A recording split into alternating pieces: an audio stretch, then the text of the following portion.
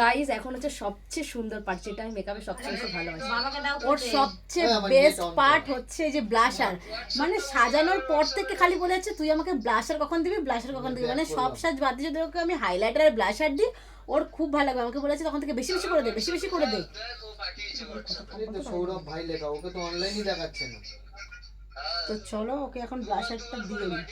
ও দেখ, ওকে অনলাইন আছে নাকি দেখ, আমার লাস্ট সিন পাচ্ছেন হাসো হাসো ওই হাসো। দেখাচ্ছে না বাল।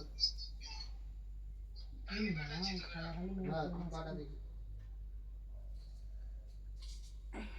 কিরে কতটা খুশি? ভীষণ। এই বেশি দিস না, এবার লাল দেখা যাচ্ছে। এই দিস না চিজ, এটা আরে দিস বসে না। যাবে। হ্যাঁ এই দিস না চিজ, আর দেওয়ার দরকার নেই। বাবা কি মুখ এতক্ষণ সুন্দর লাগছিল, এবার তুই পুরো মুখটা পুরো বানিয়ে দিচ্ছি। দিস না দিস না দিস না এটা।